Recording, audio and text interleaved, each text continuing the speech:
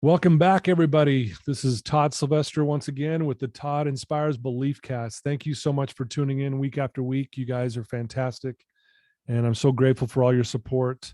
I'd like to give a shout out to our sponsors, Siegfried and Jensen, Wasatch Recovery, Mountain West Spine and Orthopedics, my friend Drew Peterson, and a new one that I just joined on was Thread Wallets. They make an incredible product, and Mackenzie and Colby, they're amazing people. So grateful for all their support, and thankful for all of you as well. Like I said, and we've had some amazing guests on and with some amazing topics. And today's going to be no different. Today we are joined by the author of Resolving Spiritual Skepticism in Recovery, Andrew Pierce. Andrew, thank you for joining us. Hey, Todd. Thanks for having me. Hi, everybody.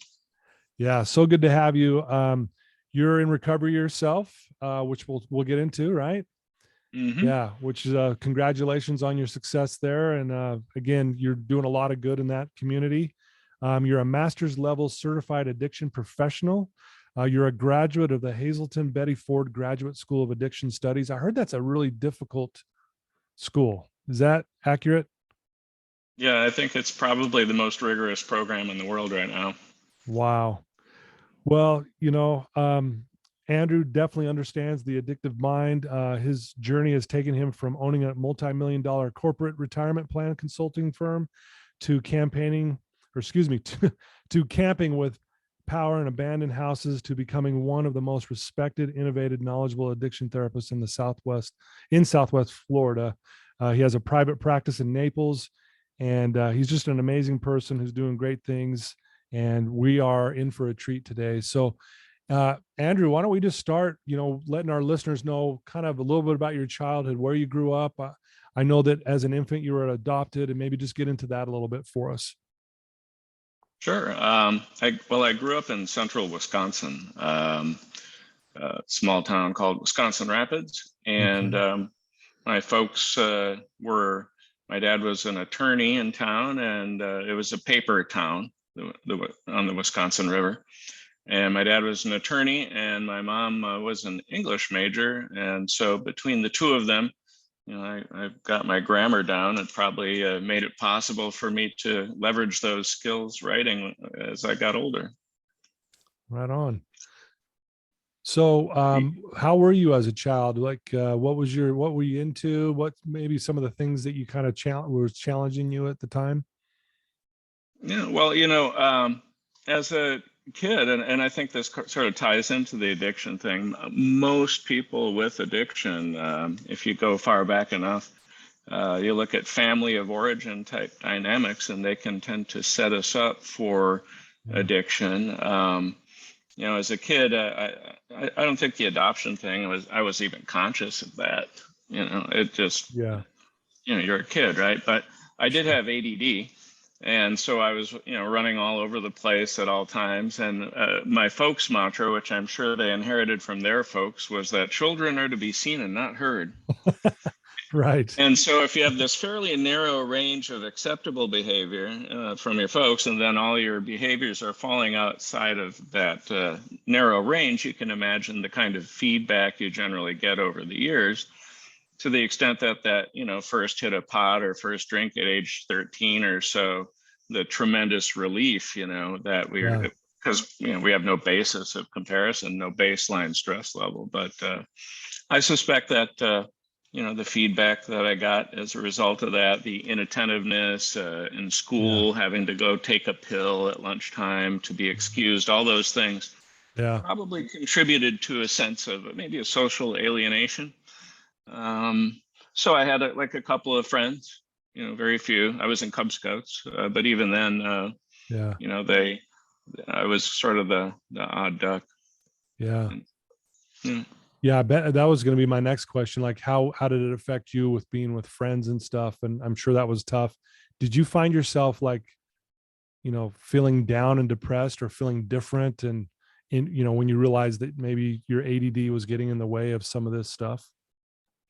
Well, that's the thing. I was totally oblivious. I mean, I had no self-awareness really whatsoever. And so for me, I was just very isolated. I have an older brother, 3 years older, and a younger sister, 3 years younger. So I'd pick on the younger sister, and then my brother would pick on me, and Yeah. so it was felt victimized, even though I wasn't. But yeah, I think there was just a lot of isolation. The friends that I did have were also kind of folks that were probably more not ostracized, but excluded from general cliques. And then, of course, when I did start, drinking and smoking pot, I kind of fit in, if you will, with the stoners, Yeah. and that was my clique, Yeah. How old which were my you? folks weren't real happy about that. It was 13, 14, ninth grade. Okay. Eighth or ninth grade, I started, and I basically used substances from age 13 to 17, at Mm. which point I got into some legal trouble, and the judge said, well, you can go to prison for 3.5 years, or you can go to treatment. And I thought for a minute, and seemed like treatment would be an easier choice, an Yeah. easier, softer way, right? Yeah, for sure. And so I did. I went to actually Hazelden, Plymouth, the adolescent unit. I was 17, and I actually got kicked out of there for conspiring to bring pot across the border from Mexico to Brownsville, Texas. And so my folks and the case managers there, thankfully, found a bed for me in Minneapolis at, I guess you could call it a lockup unit. Okay. And I went through that treatment program, and it made an impact. And rather than letting me go home, I went to a sober living residence for 6 months, which I didn't want to do, but it turned out to be the best thing because, and I know now that Mhm. healthy relationships, are really the key to long-term recovery, because it's only within the context of healthy relationships that love resides. And Yeah, right. addiction short circuits everything that enables people to have healthy relationships. Our ability to guarantee our behavior, Yeah. consistency, authenticity, trustworthiness, transparency, all the things that make a person safe to love, which is what in my book I described as what the opposite of addiction is, the ability to be a safe to love person. Mm. Those are all those things enable a person to have a healthy relationship, which is where love resides. And the love, of course, displaces where the addiction would normally have an opportunity to get a toehold on us. Right. And so, that's how I view things anyway. Gotcha. Well, let's jump right into, you've written this book, Resolving Spiritual Skepticism and Recovery. And then the subtitle is Putting the Universe to Work for You. Let's talk about what is the title? Why'd you come up with the title? And then tell us why you decided to write this book and what are you seeing, with this spiritual skepticism in recovery? Mm-hmm. Well, since I do have ADD, I'll probably forget those last that barrage of questions. Let's see.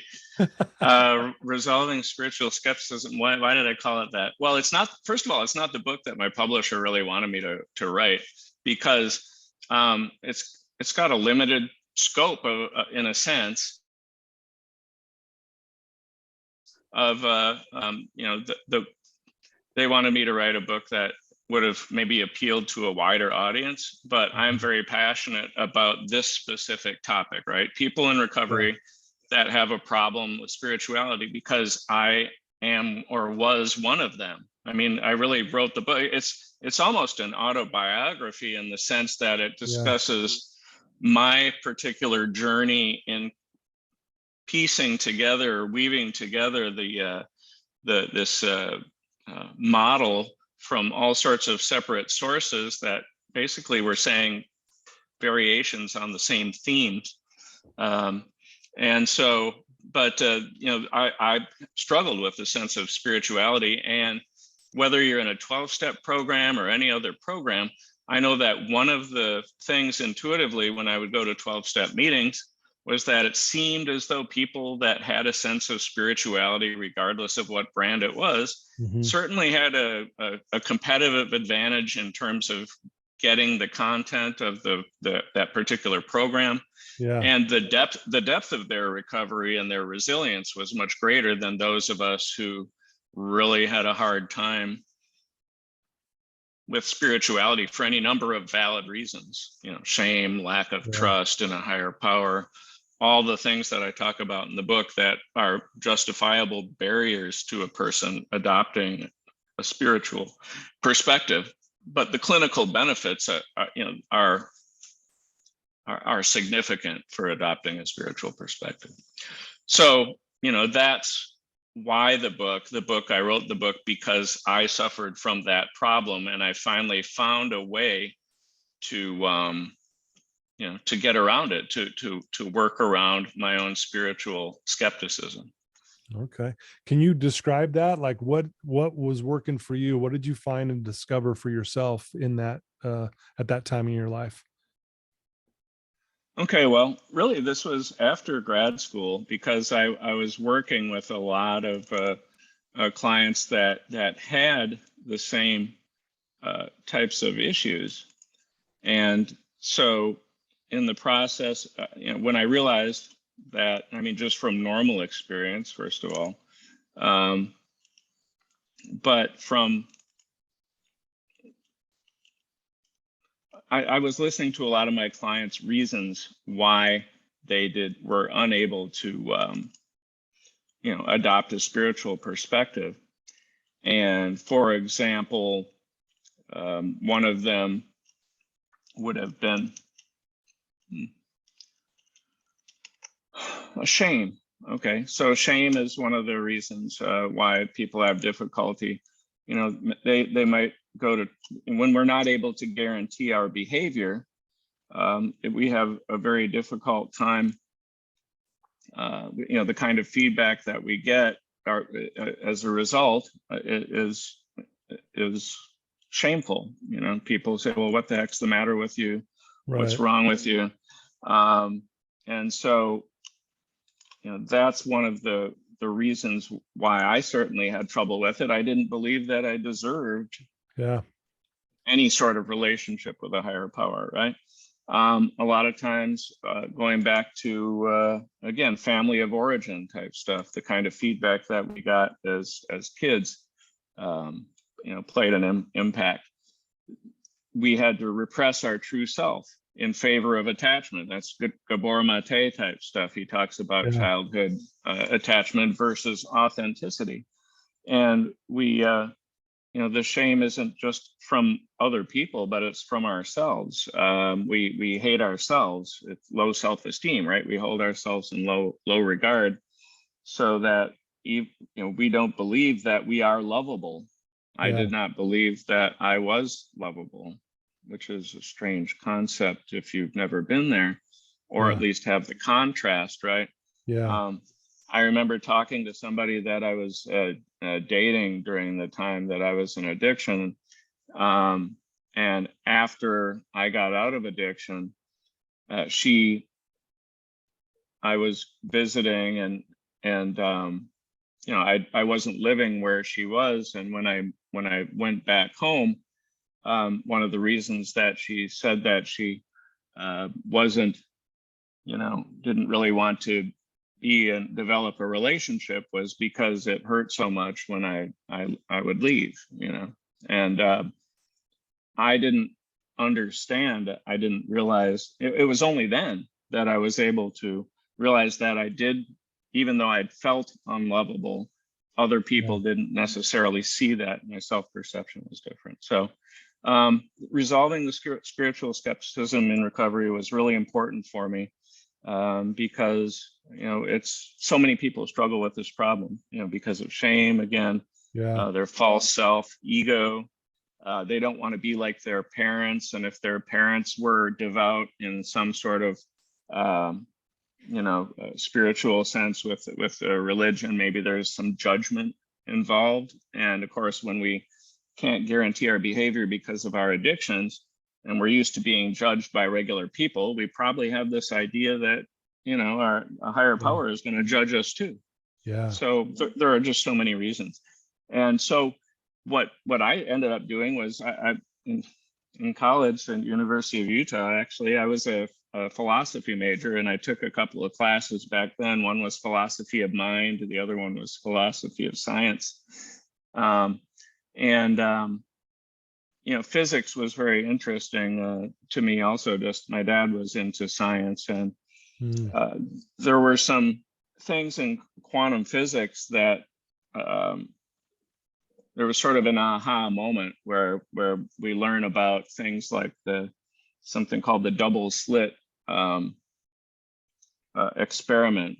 Yeah, I gotta consciousness has to do with the outcome. Yeah, I gotta say that sorry to cut you off, but that experiment is amazing, by the way. And if anyone's never looked that up and watched it and what that really is, it's called the double slit experiment, and it's mind blowing. And I'm excited to talk about this because when I saw this, maybe help us understand what is the quantum field theory and how you incorporate that into to all of this. Right. Well, quantum field theory was actually sort of an answer. It provided a solution to the double slit slit experiment, because essentially, with the double slit experiment, just the gist of it was that they shoot an electron through two little slits. There's a screen on the other side. And it seems that when nobody is looking, the electron or photon could have gone through either slit.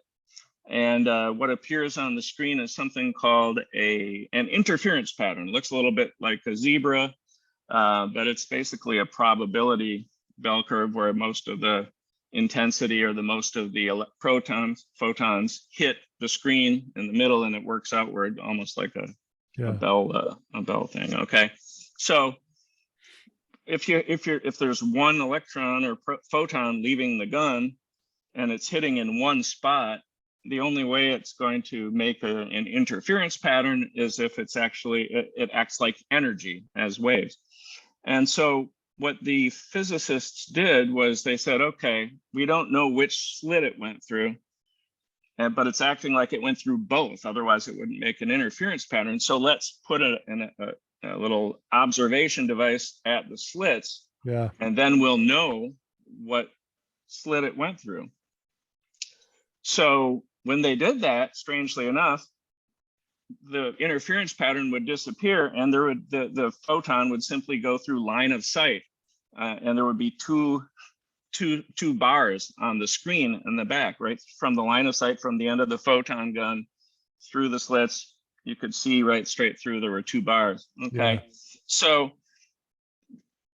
if they looked away and they didn't have knowledge of the system, it would be in the form of energy. When they had conscious awareness or knowledge of the system, the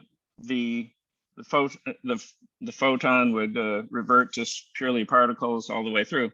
By the way, just as a side note, which ties into the concept of time, is that clearly wherever you put the apparatus, the observation device, it basically backloads history, in time to before it was it's always wave until it's observed.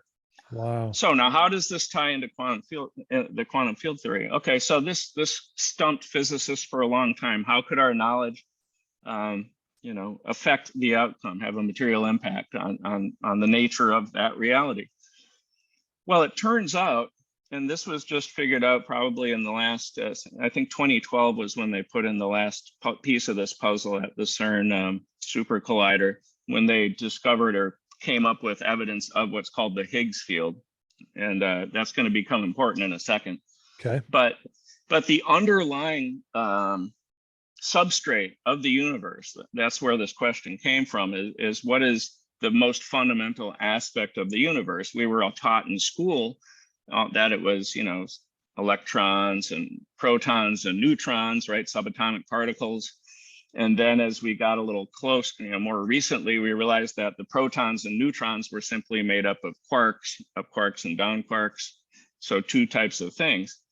And the physicists kept asking, well, where do those come from, right? Yeah. And that's where the Higgs field comes in, right? Because what happens is the underlying substrate of the entire universe is actually completely just these continuous fields. There's 17 of them, okay? But there are only 3 of them from which all of these quarks and electrons are derivative. So when these fields are energized in one specific area to a very specific amount, an integer amount, that field interacts with the Higgs field, converting that energy to mass, creating a subatomic particle. So, there are like 12 what are called scalar fields, which make different particles, but only 3 of which are what constitute everything you and I see, including ourselves, everything. There's nothing that we can see that isn't simply derivative of those 3 fields, the up quark, down quark, and the electron quark field, okay?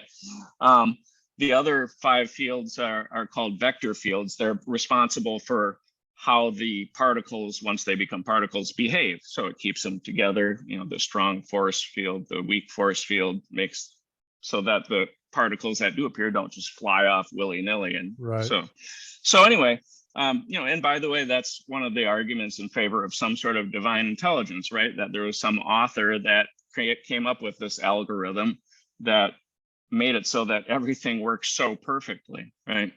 Now, getting back to our double slit experiment, they thought, well, how can our conscious awareness of the system affect the outcome? What they failed to realize is that with quantum field theory, we are literally part of the same system. And so our consciousness is tied into the system. It affects it. So the mistake they were making was believing that we are in fact different from the the photon double slit screen system.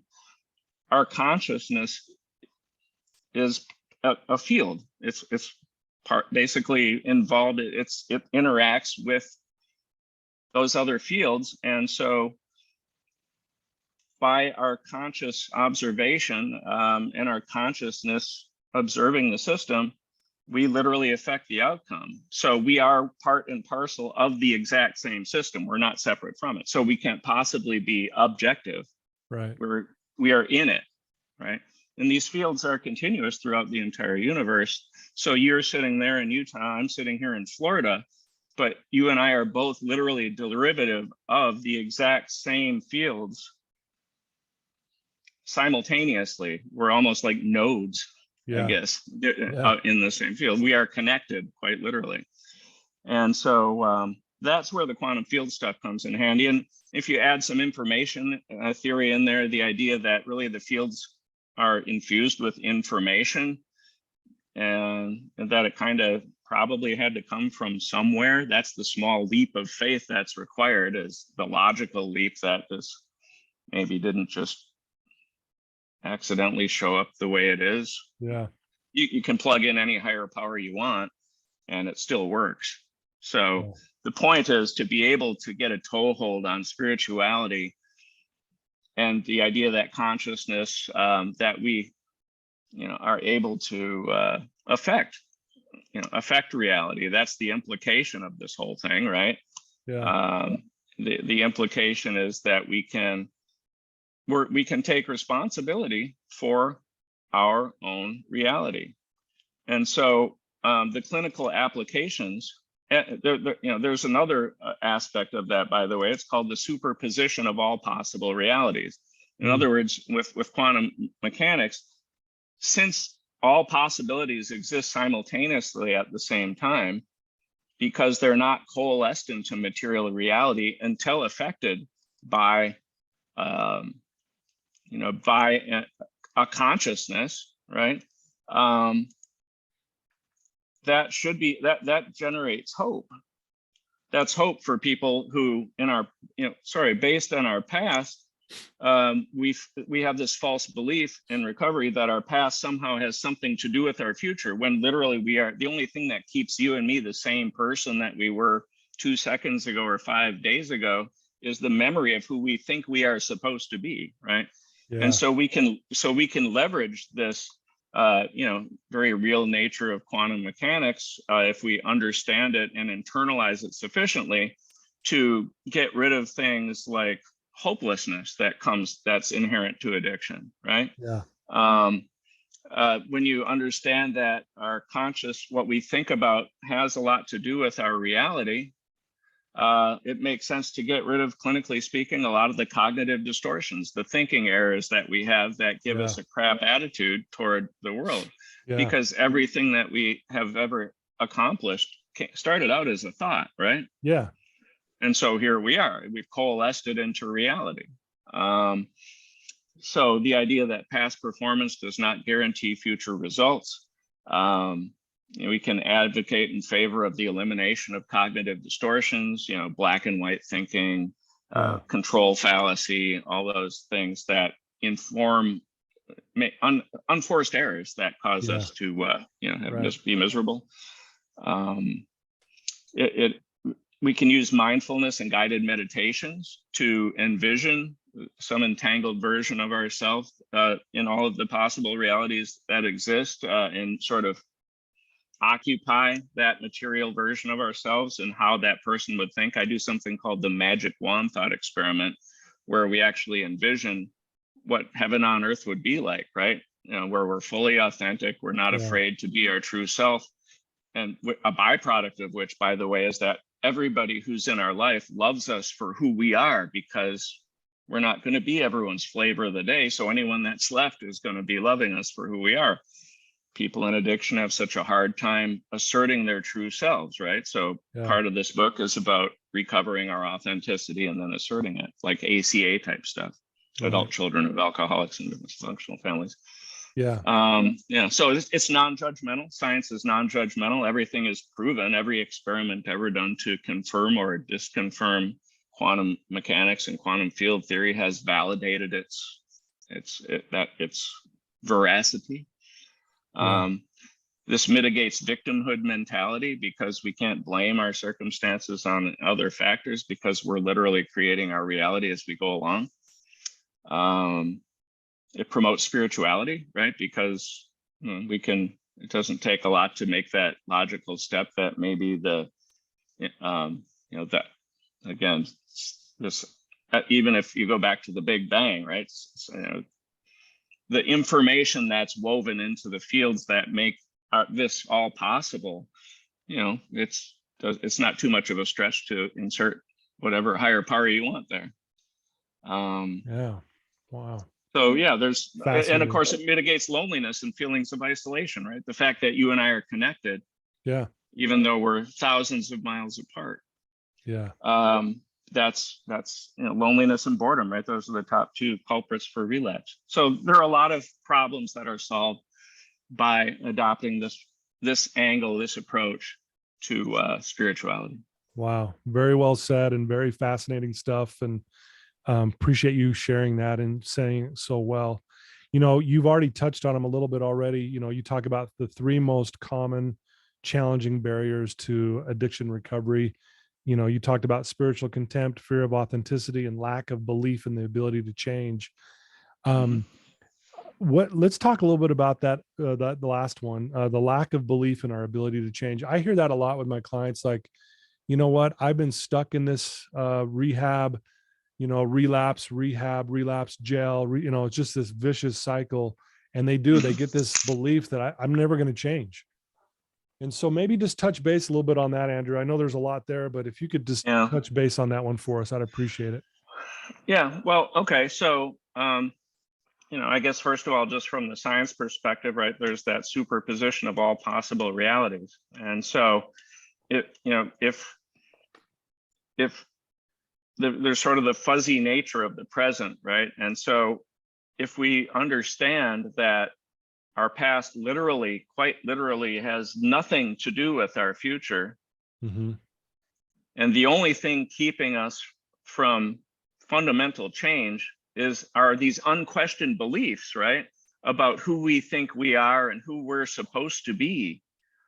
And when we go through what I call the authentication process, that's which we recover our true self, we're no longer a moving target. And so we, are just that change in itself is a fundamental change. We're never going to make long-term changes as the same person that we were when we were engaging in those behaviors. We literally have to become somebody else. And that means preferably our original true self, Yeah. our inner child.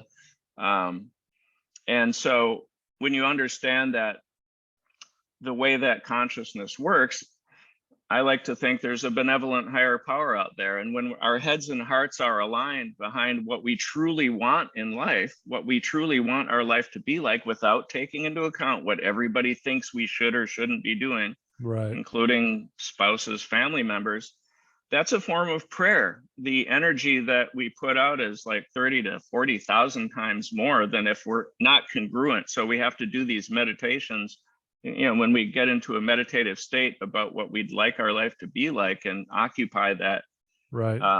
place, that's a form of prayer, right? And so the universe, whatever you want to call it, tends to conspire in our favor, and we're sort of like switching channels into that reality because they all exist simultaneously. There's not one that doesn't exist.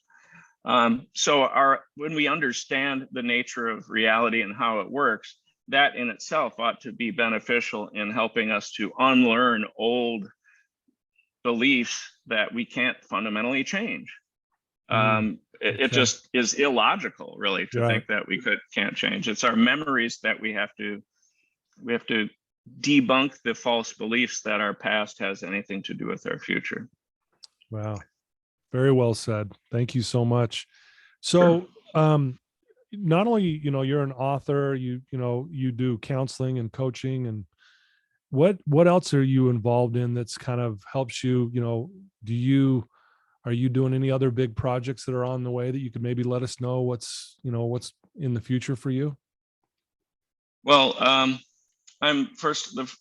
about 60% of the way through with the study guide for the book that I've written, a chapter by chapter study guide, because it's fairly short. It's 260 pages, but there's no fat, you know, and so every sentence is like, oh yeah.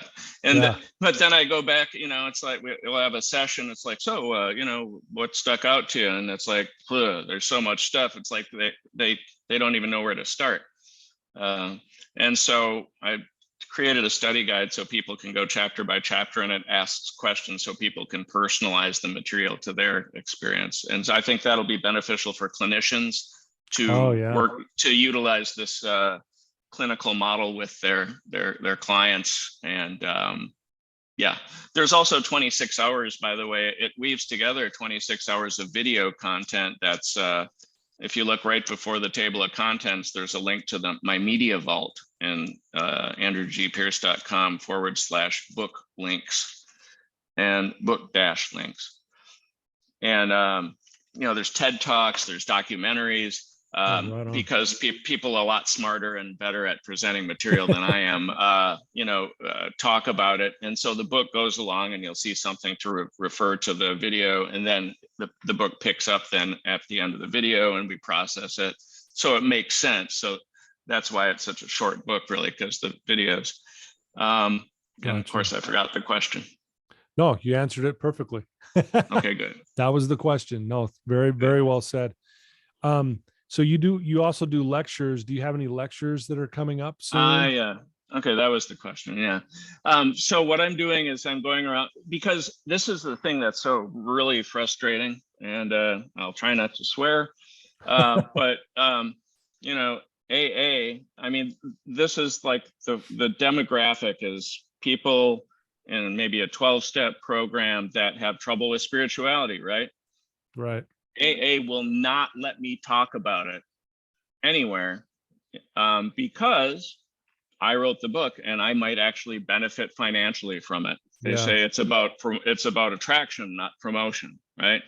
And so the very same people who would benefit most from it, it's like the guardians of information. They just want the same dogma, I guess, to be perpetuated, and screw those people that don't get the spiritual part. So that really pisses me off.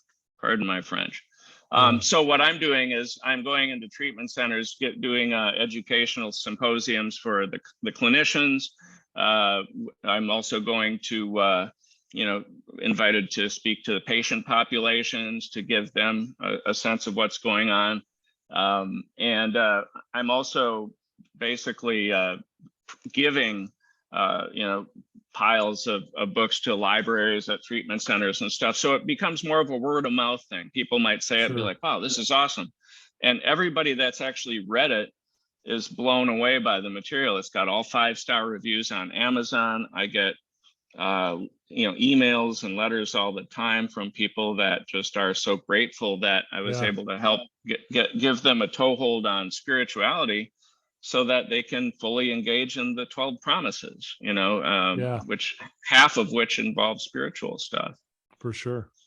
So Yeah. yeah, I'm No. doing and workshops. I'm doing workshops maybe once every couple months. And I've been doing them here in Naples, but my plan is to go around the country to various treatment centers and or mental health places where they deal with a lot of folks in addiction. And it's like a 3-day workshop where it's intensive and it focuses on the material, and people can then, their workbooks, and we process it all in a group setting. It's very intensive, and it was a 4-day workshop, but people have trouble getting away for 4 days. So I was Yeah. able to condense it to 3 days, and I charge about $1,000 a head for that, which is actually pretty reasonable. Yeah. And the way that I'm working that out is I'm splitting the revenue with the organizations that sponsor it, so I don't have to worry about getting a hotel and all that other garbage. Right. The local people have their own clientele kind of built in. They can tell who might benefit by this and who might not.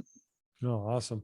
Is any of that available online for someone to watch your workshops or your lectures? Um, I'm probably going to have a guy come down from St. Louis and videotape some of that stuff.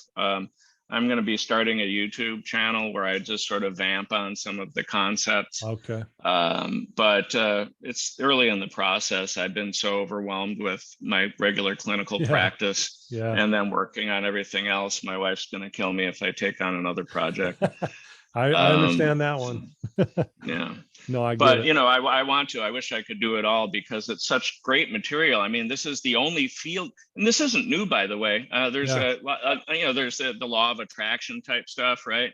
Joe Dispenza is where I got the idea from. I read a book of his called "Breaking the Habit of Being Yourself" when I was doing a sober companion gig up in Tennessee for Yeah. 3 months, and that's where I started this. I was like, wow, this is awesome. It's a field-based change model, but he doesn't explain the science behind it. And I'm one of those guys that's so skeptical that if I don't understand it, it's just a bunch of Yeah. snake oil and Yeah. some guy trying to enrich himself. So I spent 2 years in the rabbit hole, extracting all of the best material and including it in the order that the book is in my media vault.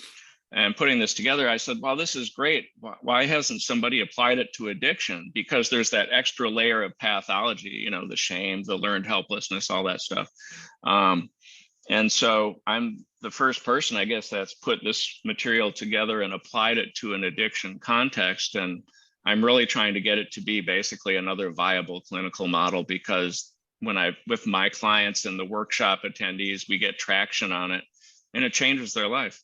It's unbelievable. It's cheating, actually. It shouldn't be allowed because we're taking advantage of an aspect of reality that's not leveraged by everybody. Right. Wow. Love it though. I love that you're going to do that. I think it's great. If there's someone listening to you right now, Andrew, who's struggling, they're in a dark place, they're stuck in addiction, what advice could you give that one person who's listening to your voice right now?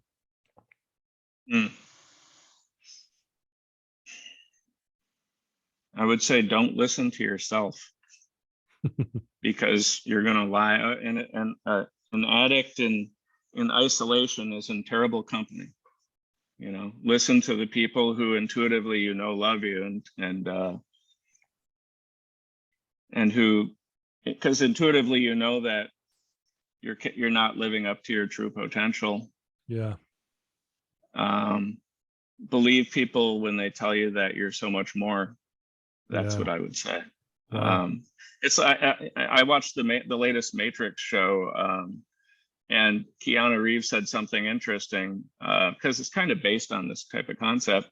He said, Yeah. This isn't a movie; it's a documentary.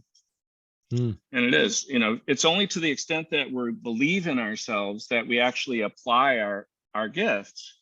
If we don't, if we're conditioned by family of origin and our addictions that we can't follow through and do stuff, we can't guarantee our behavior, that we suck. Even though we don't suck, we're not going to try it. That's why I use the example of the elephant at the circus, the giant elephant in front of the big top munching hay between sets. He's got a rope tied to his back leg and a stake stuck in the ground, right?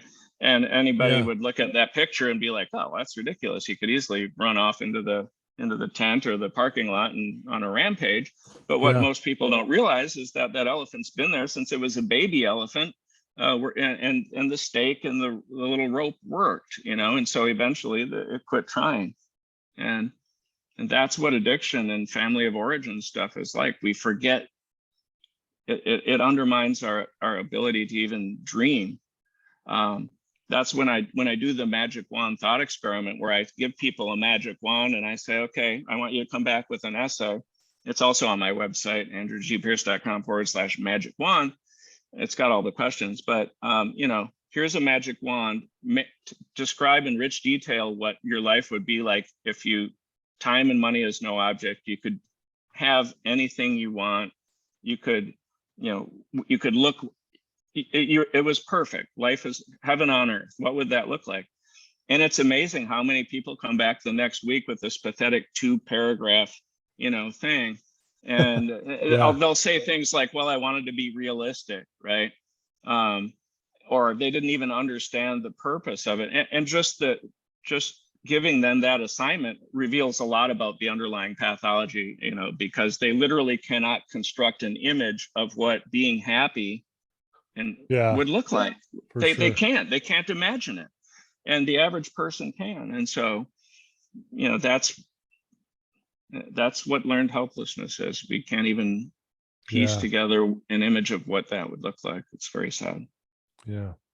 Well, thanks for sharing that. And if, again, you've mentioned it a few times, but if someone wants to reach out to you, if they want to buy your book, if they want to learn more about your lectures, the magic wand experiment, what is the best place? Is it just your website? Yeah, it's just my website, andrewgpierce.com. And that's got the contact information is my cell number. It's right here. It will go right to me.